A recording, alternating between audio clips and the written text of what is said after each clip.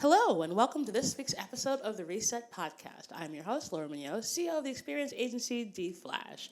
Each week on our show, we bring along game changers who are changing the way things are done. And this week's episode is no different. I am super excited to have Mahogany Phillips, activist, model, and soon to be author, on the show. She has an incredible story, and I think everyone will really appreciate hearing. Take a listen. Hey, Mahogany. Hello, hello. Hi, everyone. It's so great to have you on the show. And as I said before, every single show I start with the same question. And it's always fascinating to me to see where people go with this question. And I feel like yours is going to be no different. So, Mahogany, what was your first job? My first job, it happened to be a paper route. And I was like, okay, we cannot do this because it's early in the morning, I'm freezing cold. I have to roll up all of these papers with these rubber bands, and this is not it. This is not it. I was constantly seeking out, okay, what is it? Because my mom was like, okay, everybody has to work around here. You have to have a little something. You know what I mean? So if it was like during the fall, like, it was like the paper route thing. If it was the summer, it was collecting cans with my brothers or uh, trying to cut grass. Where I lived, there was a lot of hills. So none of these jobs were working out for me. So I asked my mom, can I start modeling? And that's where things kind of like took a turn for the better for me. And how old were you? And how old were you? I was about 7. You started modeling when you were 7? I was about 7 years old. Wow. You were like, I want to do modeling at 7. I was like 7 years old. I was like 7 years old because we were geared to, it was just like everybody, you had to do something. So it was like, not only, it was just to keep busy, but she wanted to instill in us hard work. She was a single parent. She worked from 3 to 11. So it was just like, that's all we knew. And I mean, we were also living in a time of poverty. I mean, everybody was poor. You're living in the projects. I mean, you know what I mean? It's like sort of suburban projects. So it's like,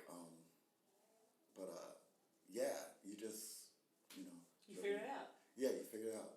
So, okay, so you start kid modeling, and then you have an incredible journey. So you become a model, and that becomes your real profession. And along the way, you've obviously had to travel the world and see all sorts of amazing things, I'm guessing. Well, I left Ohio at the age of 19, and I went to Chicago. I have a funny story because I called up my first job outside of Cincinnati, Ohio, was with Ebony Man magazine. I was in Ohio. I called up. I guess they were having a slow day, and it was like the depths of winter. You know what I mean? Everybody was having bad weather everywhere, and they actually picked up my phone call, and they were like, "Okay, we've got this little black boy on the phone from Cincinnati, Ohio," and at the time I hadn't transitioned, so they were saying he is on the phone, and he's a model and this and that. So they put on the assistant that was handling all. Her name was, I'll never forget her name. Her name was Doris Davenport. She gets on the phone, and I tell her, "Hi, Miss Davenport. My name is Ron Phillips, and I'm here in Cincinnati." My name was Ronald at the time. I was born Ronald Phillips. She said, "I'm here in Cincinnati, Ohio. I'm here in Cincinnati, Ohio, and I'd like to come to. I know I can be a big model in the big city." Well, she thought that was just like the funniest thing in the world. So she said, "Okay, I'm gonna put you on the phone with our editor, Oolong Smith." So I said, "All right, I'll hold on." So he's like, "This is Mr. Smith. Hi, Mr. Oolong Smith. Well, my name is Ronald Phillips, and I'm a local model here in Cincinnati," and everything like that. "And I just saw Eddie Murphy on the cover of Ebony Man magazine. And I just know that I can be a big model, and I would be just fantastic for your magazine." So I've always dealt this. Even if I had an agent, I've always done this like self promotion. I don't wait for people to make phone calls. I don't wait for people to make phone calls for me. I'll just call you up. And so they just thought they were tickled to death. I mean, they just thought this was just the funniest thing because I got through the gatekeeper. So I was like, okay, there's the gatekeeper. So, that takes you back in time, like this is the 80s. Okay, so like there's the gatekeeper, there's going to be the secretary. And if I can win her over, then I can possibly get on to the next person. So I knew how kind of like a little bit how it went. And so I'm already talking to her all right, cool. Well, kid, when you get here, you come on up here. You let us know when you get here. I said, well, all right. I'm on my way. That's all I needed to hear. So I told my mom, well, they want me. So that changed from me going in them calling up. Well, I called them up and this and that, but now they want me. They haven't met me yet. So she was like crying or whatever, and the whole nine. This is my first time going away. I bought a cot from like one of those military cots. Oh my God. Got a Greyhound bus ticket. They got me on the bus. I slid on a sheet of ice all the way up there on the Greyhound bus. Lo and behold, I go on my birthday to see them. I call them, hi, I'm in town, Miss Smith. Miss Davenport. So they just were shocked. They couldn't believe you got the shit up. They were just like, what? They were like, yeah, well, come on over. They couldn't wait to meet. We couldn't wait. We can't wait to meet you. So I'm just sliding on all the way over there. I was just so happy. I get there, I had nothing. I had been looking for jobs. I went out. I got a job right away at the Funny Farm Comedy Club on Grand Street. I'll never forget. And I'm living on Jackson Street. I'm living with this white model friend of mine from Cincinnati. He had actually went up there previously. His name was Jason Hunnell, and he had done very, very, very well. He became this huge model, like within a few months. He was shooting with Skripneski, and Shep Skripneski was this huge photographer that was based in Chicago, and he was shooting like all of the furs, and he was shooting like Cindy Crawford and like Iman and like all these different famous people. You know what I mean? So Jason was shooting with like all these people, and I was like, oh my God, you're a supermodel now, and you're so amazing, And I got there, and then he was living in the studio in the Presidential Towers on Jackson Street, and I was like, well, dude, we don't have any furniture. And he said, well, it's not about that. It's about the address here. Of course. I said, oh, you're right. Okay, you're right. Because just let's not ask any more questions or whatever. Let's just be with the cool people. Be cool. And it's not about that here. You're not home. It's about you just sleep on the carpet. Nobody's going to know. You live in the Presidential Towers, right? Okay. Got my job at the Funny Firm Comedy Club. Maybe we can get some furniture up in here or something real soon or whatever. But it's, all right, play by the, you got to roll with the punches. Okay. Cash home, you're a trooper. So then I go over there, and lo and behold, I go to Ebony headquarters, and they were just so nice. And then they were just so shocked. I had my little portfolio, from Cincinnati or whatever. It was different market, so it wasn't quite on the level, but, they saw that, I guess they saw potential in me. And before I got back home to the Presidential Towers, that's when they booked me for my first job, for my first national magazine. And I was very honored because it was with a black magazine. It was with Ebony Man magazine. I was been sitting up in my room, and I said, God, I got to make it out of here. And I know I can do this. I saw Eddie Murphy on the cover, and then boom, here I am, and now I got booked for this job or whatever. And then did Ebony, and then 3 months later, it comes out, and then I'm back at home. Everybody's shocked. The magazine's at King Quick grocery stores, and everybody's knocking on my door like, hey, yo, I saw you, and you know what I mean? Just that whole thing. So that there, to say that is to say it let me know that, okay, I can actually go out here outside of Ohio on a bigger platform and level, and I can actually achieve my dreams. And then everyone was telling me, you're very editorial, you need to go to Europe. So when I came back home, that's when I decided, okay, what I'm going to do is I'm going to work, I'm going to save my money, and then go to Europe. And that's when I went to Europe, and I did the circuit, of course, Milan, Paris, London, and then to fast forward, I did that two times, where I did Milan, Paris, London, and came back. And then the second time I was like, well, I was to Europe the first time, I was, after I was just like, okay, whoa, this is like, whoa, okay, this is a lot. I mean, you know what I mean? People are going over there when you're like, in your teenage years, you know what I mean? You just gotta like starve, get through it, do whatever you do. You know what I mean? And then when I came back the second time, I had thicker skin, tougher, ready to go, and then it was interesting because I was in Italy, then I went to Paris, and I did some things over there, and then two white guys that passed me by said, you should go to South Africa. I thought, oh my goodness, well that's very mean, because I mean, like, they're having a lot of problems with apartheid at the time, and you know what I mean, like, I didn't even see them, but I saw flashes of them just go past me and say it. Didn't see their faces, just heard them say that to me. And I say that to I know now that those were like angels passing me by. And then when I went on to London, I was with Nev's model agency. And then the white guy comes in and then he's like, hey, we're going to be best friends. He's one of the models in the agency and the whole nine. And funny enough, he tells me, you should go to South Africa, mate. So I said, why would you say that? He said, well, I'm part South African and part English or whatever, but you do very, very well. So I told my agency, send my photographs to South Africa. They sent them to South Africa. They said, are you sure? Because we haven't had a lot of dealings with a lot of agencies there. We really don't know for you as a black person. We've never sent a black person to South Africa. Wow. We've had some of the other white models go to South Africa, but you are a black model and they're having a lot of problems with apartheid. They're having a lot of political problems. Are you sure? I said, yes, I'm from black kid from Cincinnati, Ohio, and I want to go and I want to have this experience. They sent my photos and they were just telling me overnight, okay, when can he get here? Next. And so the agency really didn't know. They said, well, just go to the best response of the best email. Okay, so then we went from there, best response, and I said, well, tell them, if they can have a couple jobs waiting or something, then I would feel better. So the one got me a cover of a magazine in the Benson Hedges ad. I said, and we said, well, let's go with that agency. And we went with that agency. And then I went over and I became a supermodel overnight because I went from starving in London to living in an abandoned apartment where there was wood over the windows with another model to actually going to Belgium.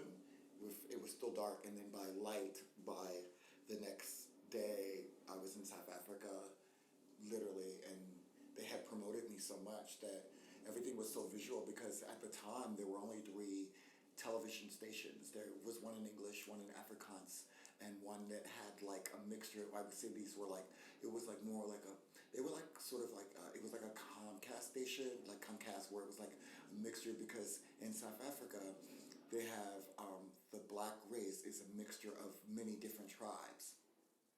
So there's so many different tribes that they don't see each other as like a black race, as a black and brown, as whole. We are the same as we do in America. They look at each other as you're from a different tribe, you're from a different tribe, so we are separate. We have nothing in common. We are like almost like a different, complete race.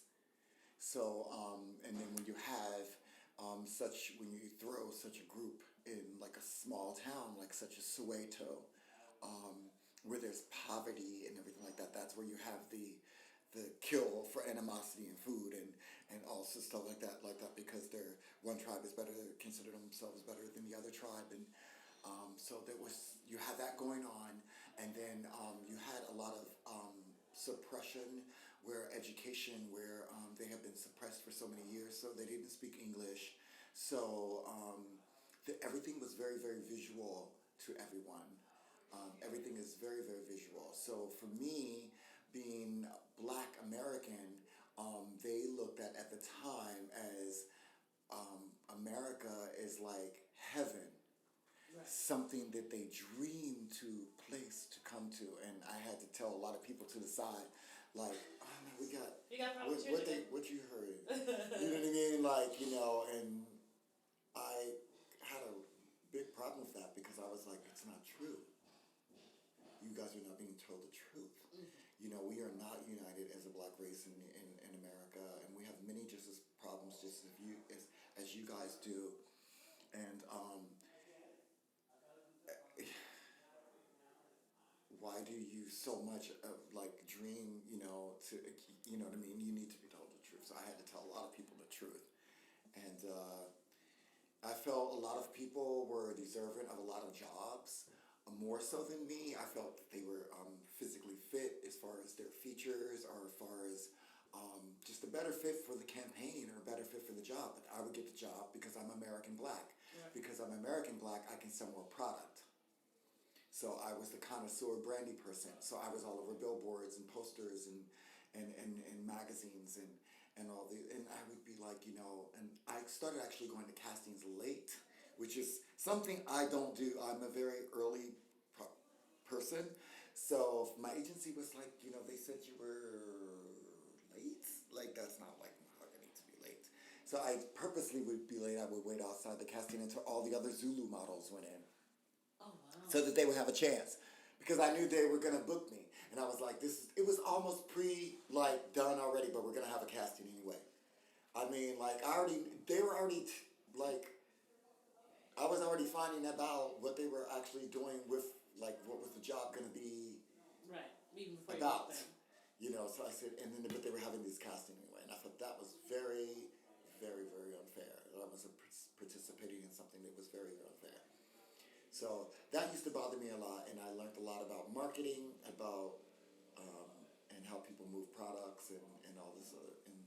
And how long did you stay in South Africa? I stayed in South Africa for a year today. I was to be there for 3 months, but I was having such a great time. I was working, and I was like, I'm not going anywhere. I am not leaving. I'm starving before I got down, and I'm not going anywhere.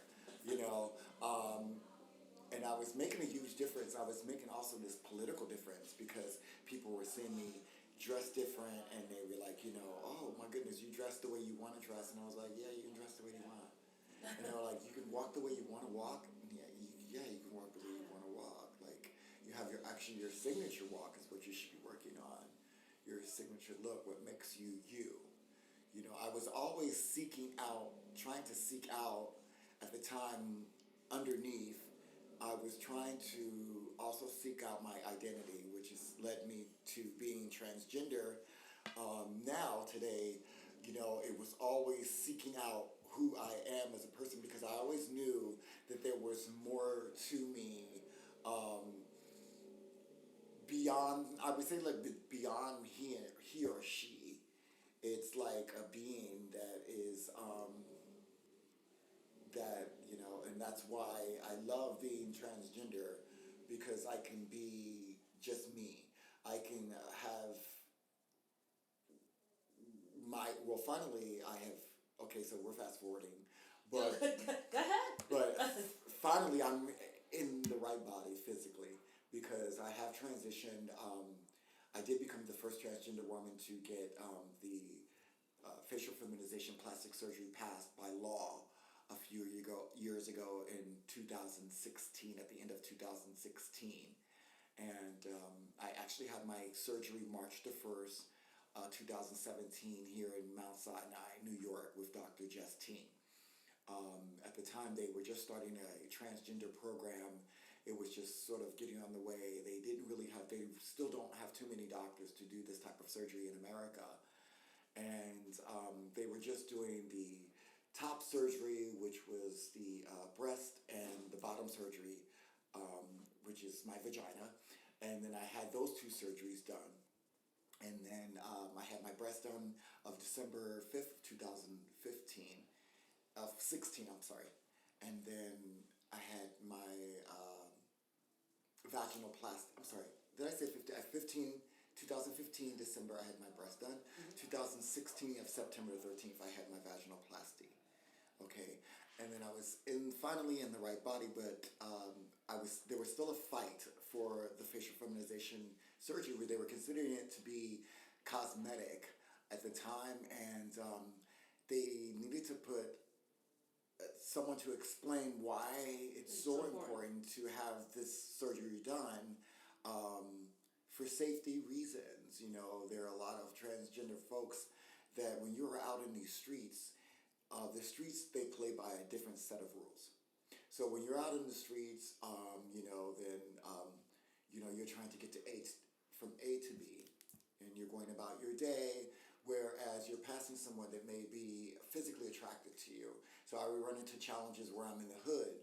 I know not a challenge in Manhattan, but a lot of challenges not from white people, not from Spanish people, but particularly from my own race, where I'm in the hood, and I'm like making my way through the train or whatever, where there's someone that, someone will glance at your face, but men, they will just go right towards your body. So they're physically attracted to you, but then they work their way up from the body and they see an Adam's apple.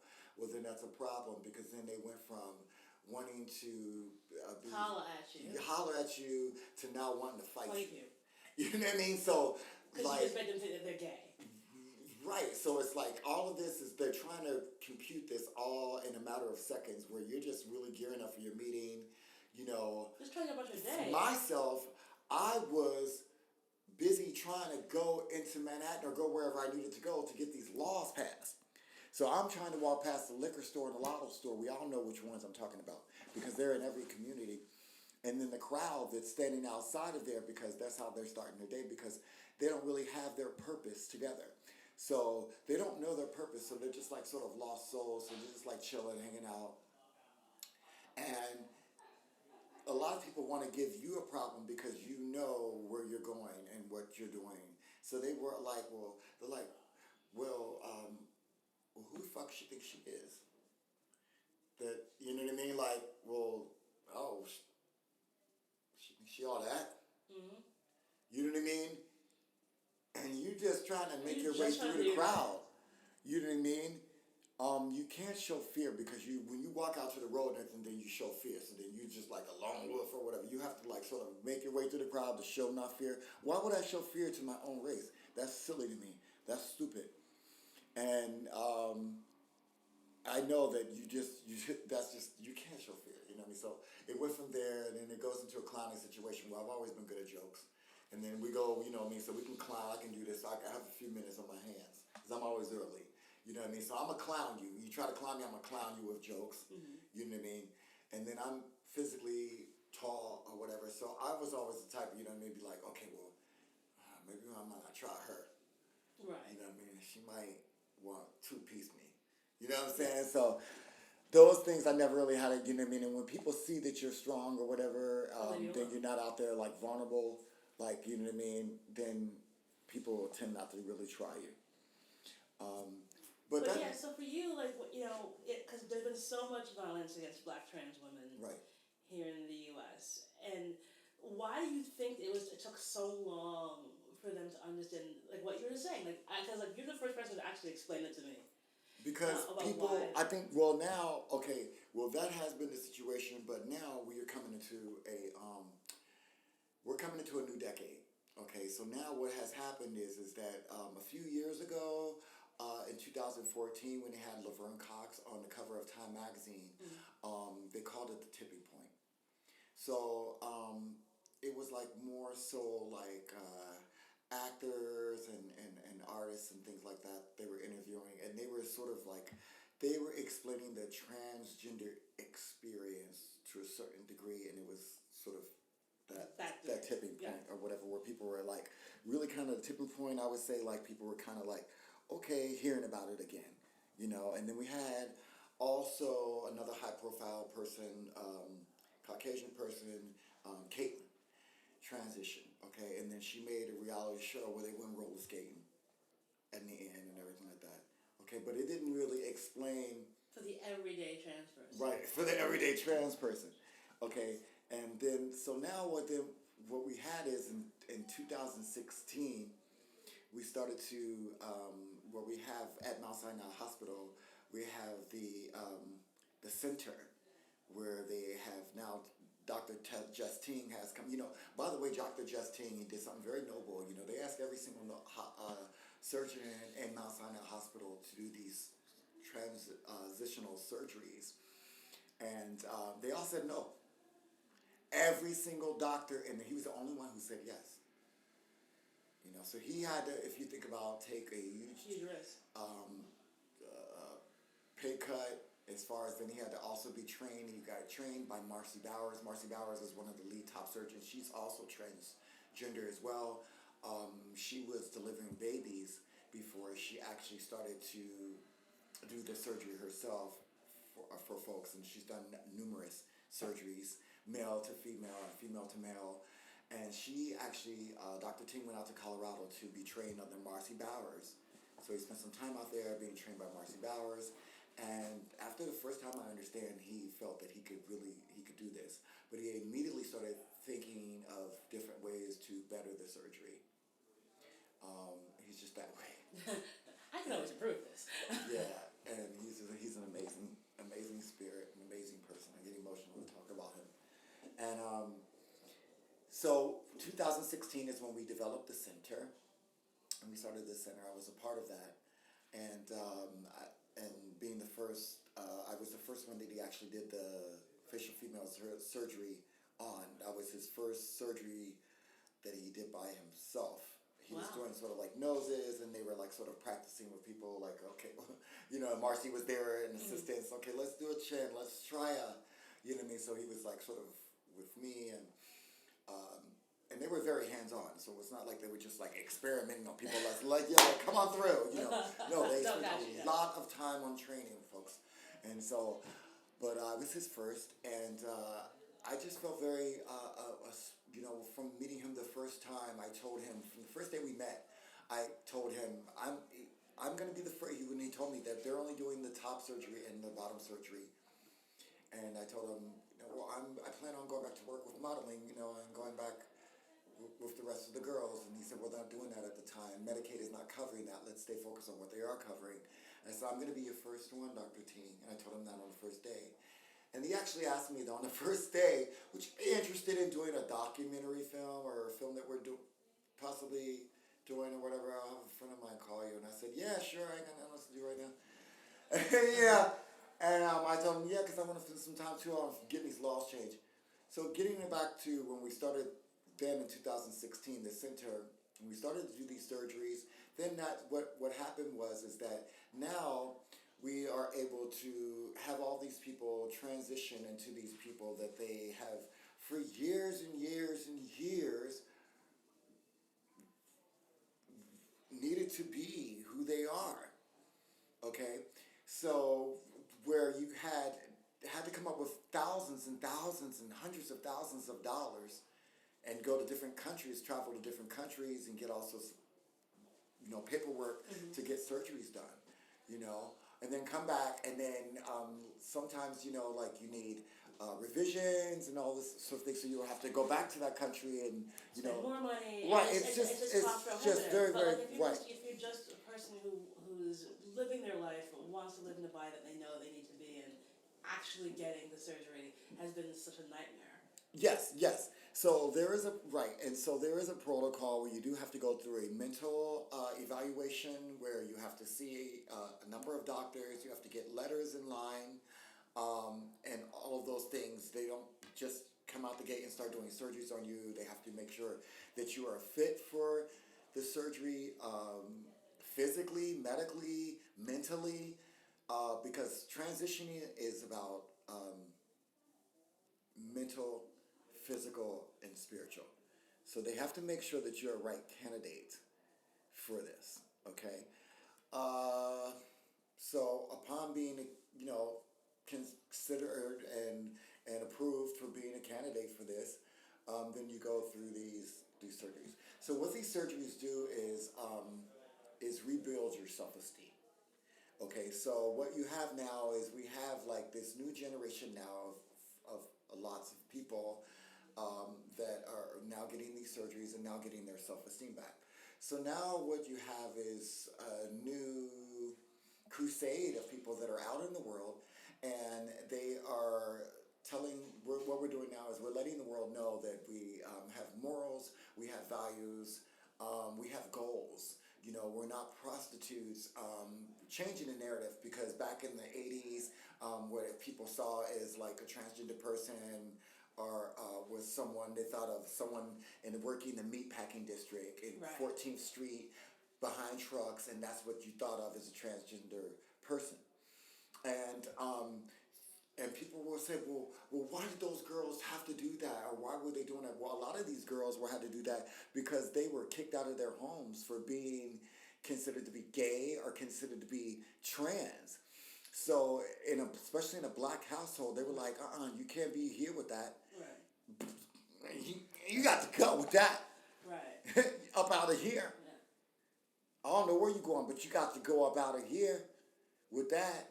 You know what I mean? So you were just kicked out of your house. So you're like, well, where to go? Okay, well, where are you going to work?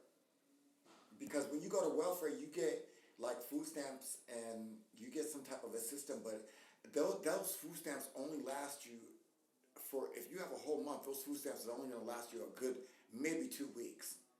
Okay? That's what do you do? Maybe a good week if you didn't have to cash some of them in. Okay? To get other things, why would you have to cash some of your food stamps in?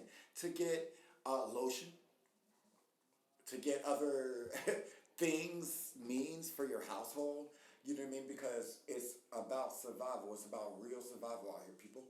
And so, it was very, very difficult. You could not get employment. The people were not hiring trans people at just regular jobs. Where you were getting like a minimum wage. Even they were not. They didn't understand it. They were not. They were just like, So there was no place that you had to do what you had to do. You had to do what you had to do, or other folks just chose to stay in the closet with that, live the norm, you know what I mean? I had modeling. I was blessed that I had a modeling. So I just did with my modeling thing. But at the same time, I was suffering too.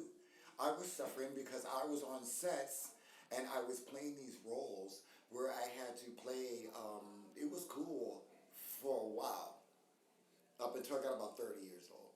And then once I came back from America, I'm going back and forth, but when I came back from South Africa, I had all of these magazine things. Like I did Connoisseur Brandy, I done cigarettes at the age of 23, whereas in America you had to be 25 to advertise liquor and cigarettes. I was 23, so I was ahead of the game. I arrived in New York City. I had a whole big portfolio of everything, but now I was a big fish in a in a big pond. I was no longer like a big fish in a small pond like South Africa. So everyone was like, all right, well, you need a job. So I went to go get a job at a coffee shop in Union Square, and I was a waiter. Of course. You know what I mean? So then it was like, okay, then I got some food stamps on the side, and you know what I mean? Because I'm waiting tables and that sort of thing. So, but people it was just, I was struggling because I was getting a lot of commercials and things like that, but they wanted me to play now they wanted me to play the young dad.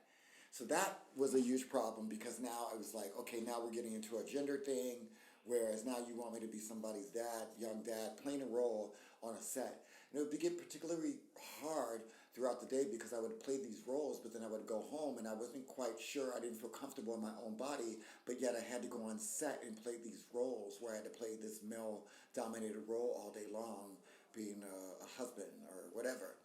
So that became very challenging for me.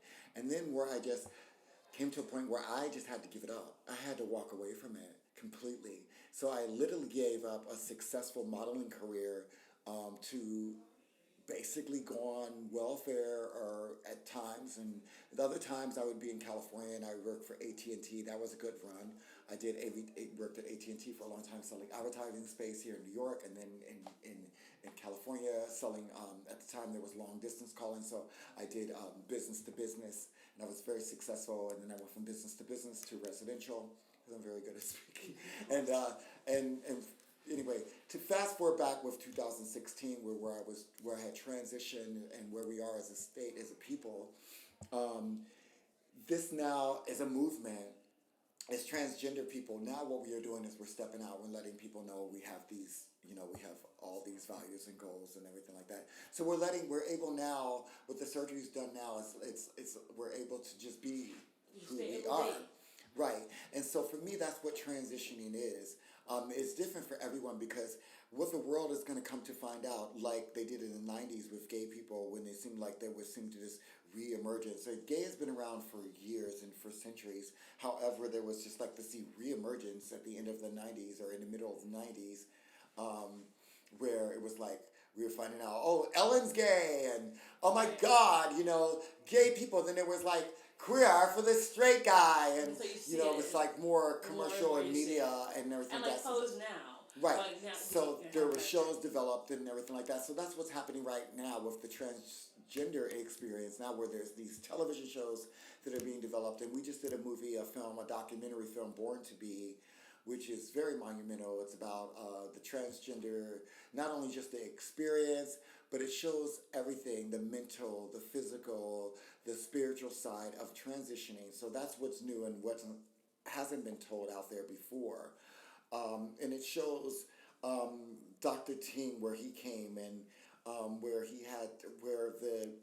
the patient and the doctors come together. Your family. Right, and how much we all as a people have in common just as humans, on the spectrum. And now I have to say, one thing that you mentioned before, whereas it's great, it's fantastic, because going into this new decade, we're able to show now that we're not victims. We are not victims. I'm so tired of that. We are not victims. I have to, we're not going to be victims no more. We're not doing that. We're not signing up for it. We're not taking it no more. You know what I mean? What we're doing, I tell everybody, they always say, and they always cut me out at the end of interviews, and they say, well, is there anything that you'd like to say for our transgender youth? And I always say, I did 2020 ABC News, and they completely cut it out. They said, I said, I would suggest to anyone that they get some martial arts underneath their belt, because although you do get the surgery, you will be tried out there. Because at the end of the day, whether you're trans or not, everyone just wants to be happy in their own skin, in their own body. But there seems to be some sort of animosity or jealous when you see a person that is trans, or anyone for that matter, that knows themselves and they're comfortable in their own skin and they're just happy. Then people want to strike. They want to lash out because they're like, it's like something that they want that you have, that doesn't cost anything, that they want to achieve, and they want to obtain that. And Well, it's similar, I think, to where as black women we get we all get catcalled, right? Yes. And what ends up happening? What do you respond because you're afraid if you don't, that person's gonna jump you and attack you, or do you have to or do you have to run away? And it's like I'm just trying to get to work. Right. I'm right. literally just trying to get to work. Right. And right. so it's like, I would honestly agree. I would agree with you, because there are always going to be people who have something else and they project that on you. And so, it's the world we live in. Right. And in the old days, it was if a black man was whistling at a white girl, supposedly, that could get them killed. I would say, as a people, one thing I do want to say is for our community, for black people, we need to stop. We need to stop this, y'all. We need to stop. How can we change as a future, as a whole, as a race, as a human race? We need to show more compassion towards each other. Where's your empathy? Yeah. We need to turn this thing around. We have a chance with a new decade. It's not too late. It's never too late. And people are like, well, I'm just one person. One person you can do a lot as one person. It's like a ripple effect. And I actually believe, like, now, I've been believing that it's possible, but I even really see now even more so, because I see everything that God has allowed me to do, that I said, oh my goodness, well, how are you going to, I said, well, I'm going to talk about this when I get the chance to talk about how hard it was for me to get past the lotto store and past the liquor store. You know what I mean? I'm gonna have my day, and when that day comes, I'm gonna tell the truth. I'm gonna tell the truth, Mahogany. You know what I mean? Because there was one day, where I was going and I was just like trying so hard, and I'm like, here I am. I'm out here trying to fight for people's rights. You know what I mean? And I got so overwhelmed by the time I got to the train, I was just like, fuck it. And I turned around and went back home. And I let that be the turning day where I was like, no, man, that if you let them do that, then they win. Yeah. You have to keep fighting. You have to use this to keep going and keep fighting a good fight. And now I'm glad that I was able to do that, because now what it's done is someone in Beverly Hills that can afford this surgery, someone in Brownsville that is not in a financial situation can also get the surgery. So that's even the playing field. So now, just like somebody in Beverly Hills, somebody in Brownsville can also go out and achieve their dreams. They can put transitioning behind them. They can go out and physically get the surgery. They're no longer isolating inside their apartment, walking from mirror to mirror all day long. They are able to go and do school, do whatever they want to do to achieve their dreams. But I have to say, as a people, we need to stop discouraging each other and encourage each other. We have to stop it. We have to stop putting each other down, because we put each other down. We put each other down so much as a people. And these are not people that are outside of our race that are doing it. It's us doing it to ourselves. And we have to stop this right now. There is a call to arms, and it starts with you. It starts with me. It starts with you looking in the mirror and changing your thinking, and help change the perception, because we just can't do this. And transitioning for me, like, what is transitioning for me? Transitioning for me is like, knowing now I'm able to be free. Now I'm able to, my purpose now is, well, I have many different things going on right now, but as far as the trans thing is to show folks, I'm just me. Once you become happy with who you are, then I think that's when you finally transition. There's a lot of folks that get the surgery that are unhappy still after the surgery, because they are still trying to conform to what society thinks is um, uh, their standards. Mm-hmm.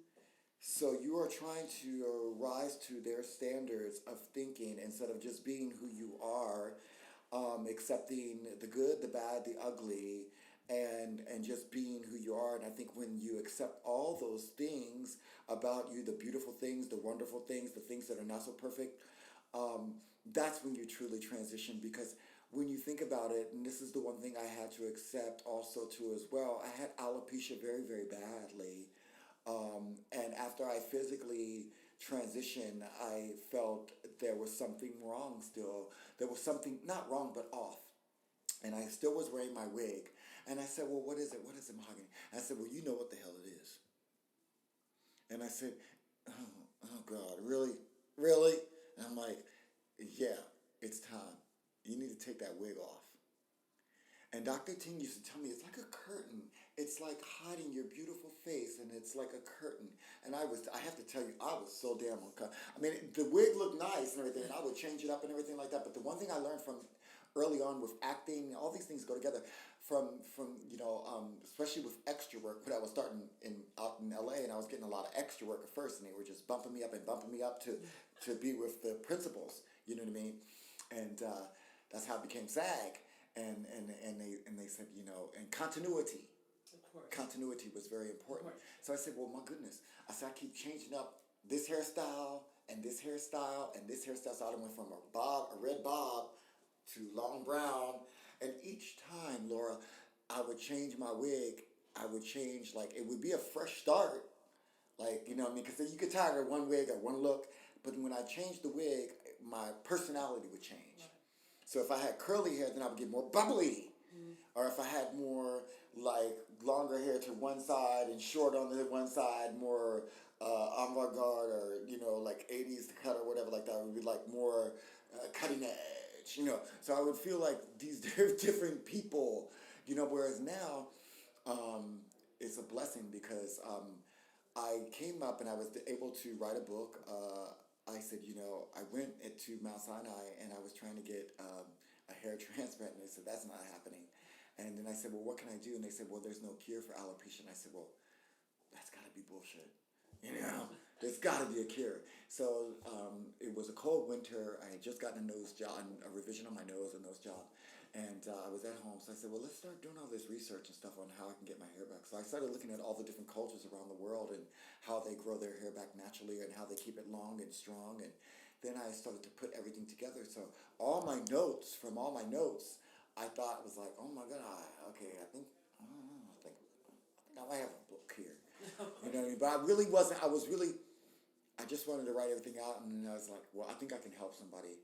And I didn't really want to take these photos of myself because I had no hair. It was all skin in the front. It was just all bald, completely, absolutely bald from the beginning. This was me from the beginning. It was completely bald. And, wow. Yes.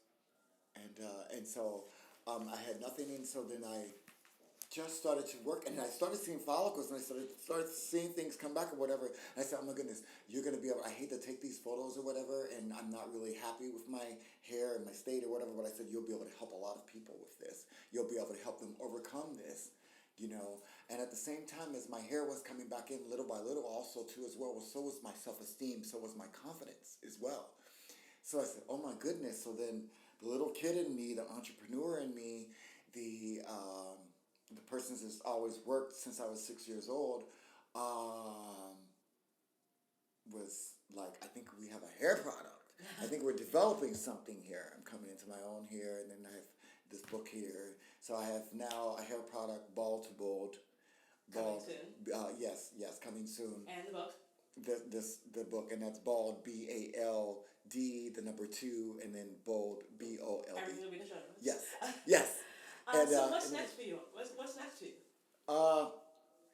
What's next for me now is to redefine what is black and beautiful, really black and beautiful in America.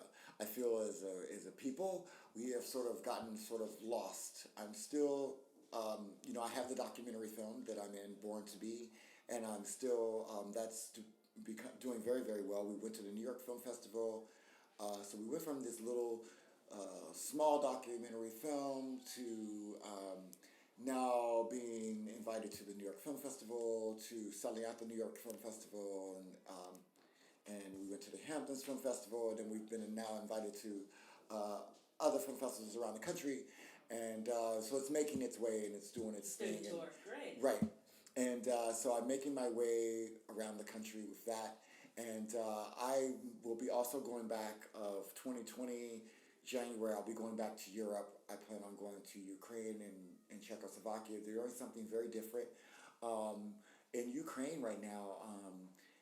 Whereas they put Lupita on the cover of Vogue every once in a while in America, they have many Lupitas in Europe, and they celebrate them. Really? They celebrate them, and they actually put a lot of unknown girls,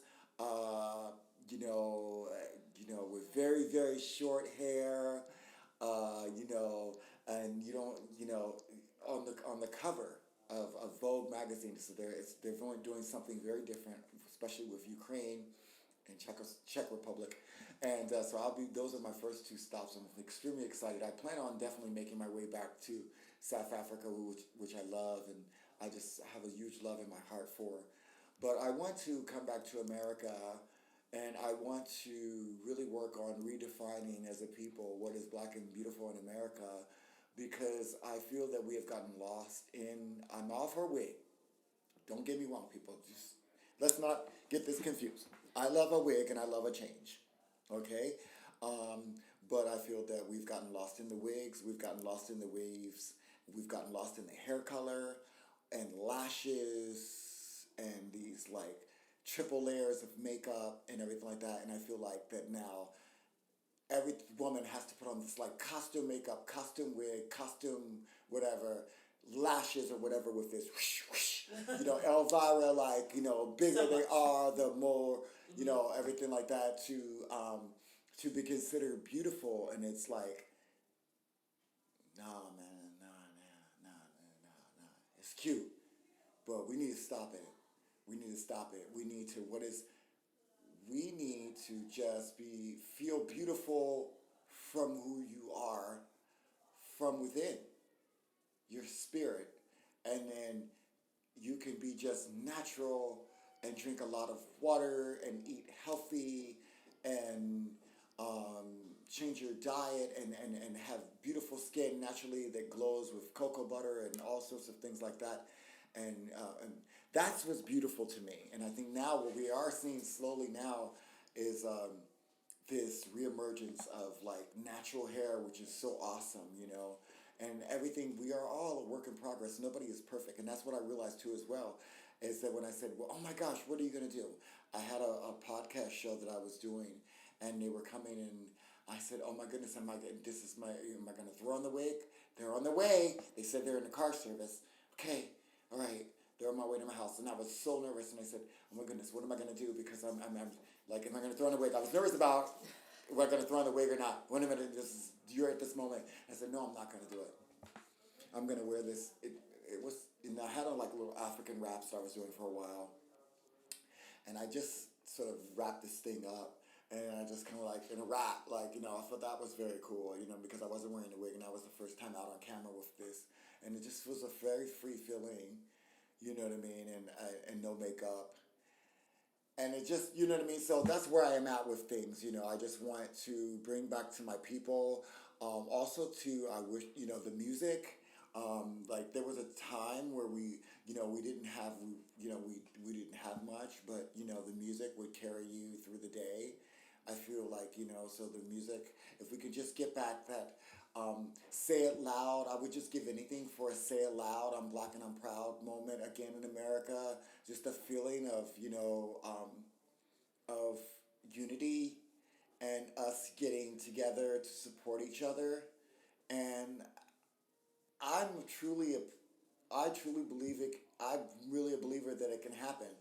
I really, and I'm good. I'm doing everything that I can as a trans woman to make a difference. I'm the only woman that's out as a trans black woman that's wearing natural hair that I know of in America, that's wearing her natural hair. So we were studying there, and I said the reason why I did that, and that was a purposely thought out thing, is because I wanted young black people to see themselves in these images. I'm now the face of Born to Be, um, and identify with.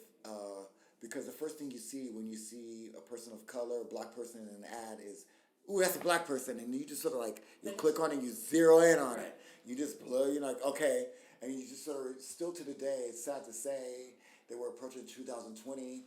When you see a black person on TV or in these images and media, that you're still shocked or you still see that. And I wanted to make sure that when people see me, they know for sure they're not looking at a transgender white woman, tan white woman with blonde hair.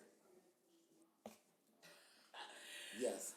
Mahogany, I am so honored. Or European style straight hair, and that I'm not trying to conform, or that they feel that they have to conform to European standards to be successful. Absolutely. In the world. Just be who you are. Just be who you are, whether you're trans or not. Just be. Just be, and have faith, and don't lose faith, because and don't think that you can do anything without faith, because it ain't gonna work. It might work for a little while, but it's not gonna work for very, very long, because you have to have faith in your life in order for things to work, or you'll still be given the same test over and over again until you pass those tests, until you come to that realization. So you have to have whatever faith it is that you believe in, you have to have faith involved. It has to be a part of the program. Mahogany, I could talk to you forever. It has been such a delight to have you on the show, and I'm honored that you came on our show and told your story. There's just so much. I don't know how I'm going to edit this, but well, I'll figure it out. But thank you. Thank you so much for having me. I just thank you. I really, really appreciate it. And that's our show.